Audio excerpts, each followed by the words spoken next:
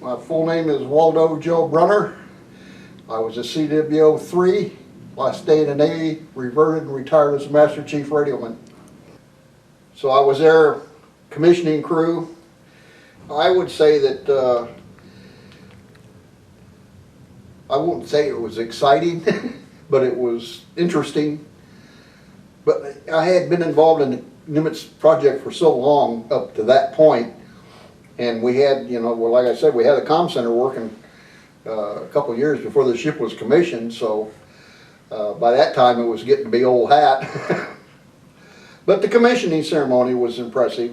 Gerald Ford was the speaker. The funny part on that was they give you a whole stack of invitations. So I sent them out to everybody, just figured they would be souvenirs. And I sent my grandmother to Sacramento one. Get a phone call a couple of days later, I'll be there. Oh. So she came out, and it was a chore taking care of her, but she got a kick out of it. It was, you have to understand, my world was on the 03 level in the comm center. And I didn't have much to do with anybody else. I would go up on the signal bridge because I had been assigned to the signal officer also, besides communications officer. But that was because the CO didn't want an enlisted man as a division officer, which the Manning called for. So he assigned me. I just told that E9, and I said, you run this thing. If you really need me, call me. But I used to go up there and watch flight deck operations and stuff like that. That was pretty good. But every ship that's put in commission is a different experience, depending on what kind of a ship it is. Sea trials were interesting because you go out there and you test every limit. How fast can you turn? How fast can you back down? And you're doing 30 knots going forward, and they say all back, and it just shudders, which we found out was not good for my comm equipment. It tended not to work after we did one of those.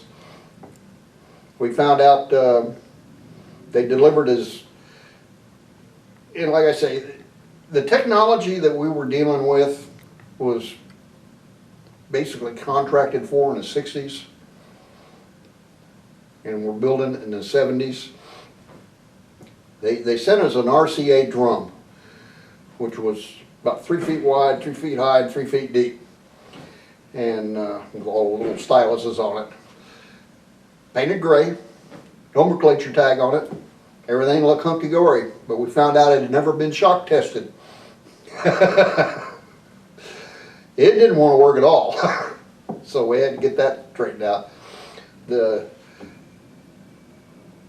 Naval Electronics Lab had a guy that would have to come out and work on the DADU, the data accumulation distribution system, and they called him Dr. DADU, and the commanding officer said, that guy ain't never coming on my ship again, and we said, okay, we'll see how long you'll be out of communications before you decide you want him back. But like I say, when they put the satellite terminal on the ship, it worked pretty good. We had one incident when the E9 on the signal bridge called me to come up to the signal bridge, and he said, stand here. So I'm standing there, and he said, did you feel that? I said, well, I felt a tingle or something. And, wait a minute, did you feel it? Yeah, I felt that. The shipyard had put the platen for the big radar thing right behind the signal bridge in upside down.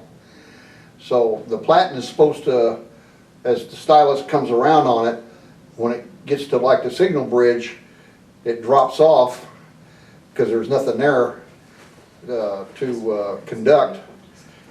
And they had put it in backwards so that when the radar was sweeping, it was sweeping the bridge.